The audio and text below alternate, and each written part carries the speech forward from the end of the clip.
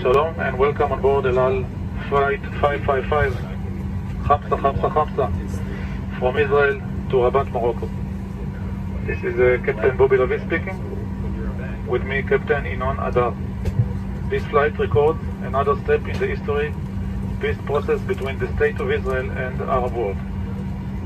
On behalf of 6,000 El Al employees, I am proud and excited that El Al, the Israeli Airlines history, continue to be intertwined in the history of the State of Israel for the last 72 years.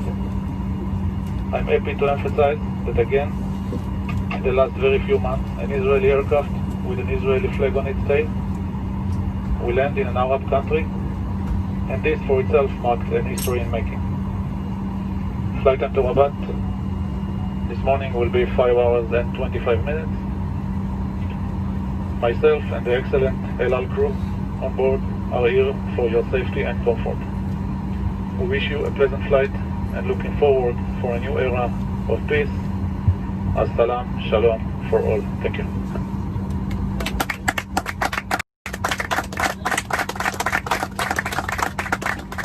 Jared Kushner honored at the American Embassy in Jerusalem.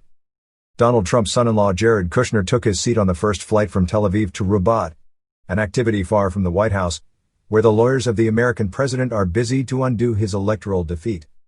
The Kushner Courtyard within one of the big symbols of American foreign policy. On Monday, the son-in-law of the U.S. president inaugurated the Kushner Court, inspired by his relentless pursuit of peace, according to inscriptions on the plaque reported by JPost. These words were true when they were said in 2018 and they turned out to be true in the following years, said David Friedman, the U.S. ambassador to Israel. During a ceremony organized at the Jerusalem Embassy, opened in spring 2018 in the presence of Jared Kushner and his wife Ivanka Trump, a sign of the Trump administration's break with the foreign policy of its predecessors. Jared Kushner also met Israeli Prime Minister Benjamin Netanyahu, longtime friend of his family, with whom he has spoken extensively as part of his mission entrusted by Donald Trump to find a peaceful solution to the Israeli conflict. Palestinian, even though the plan proposed by the United States was rejected by the Palestinian authorities. It is within the framework of these negotiations that he forged close cooperation with the Saudi Crown Prince Mohammed bin Salman, accused of having ordered the assassination of the Saudi journalist Jamal Khashoggi in Turkey. On Tuesday, he boarded the flight from Tel Aviv to Rabat, the first of its kind since the signing of an agreement to normalize relations between Israel and Morocco, under which the United States recognized the sovereignty of power of Rabat over Western Sahara, former Spanish colony claimed by the Moroccans and the separatists of the Polisario Front supported by Algeria. A notable absence in Washington.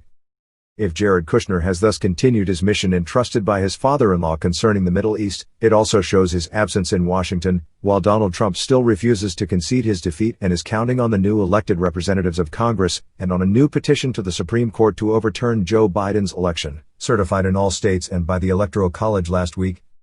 The 30-something, who was one of the conductors of the 2016 victory, has been quiet about the election since the defeat of his stepfather.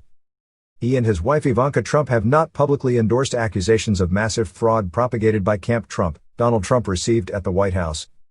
For the third time in 4 days, the lawyer Sidney Powell, who assures that he lost only because of a plot hatched by the late Venezuelan President Hugo Chavez, with the complicity of certain elected Republicans who would have been corrupt.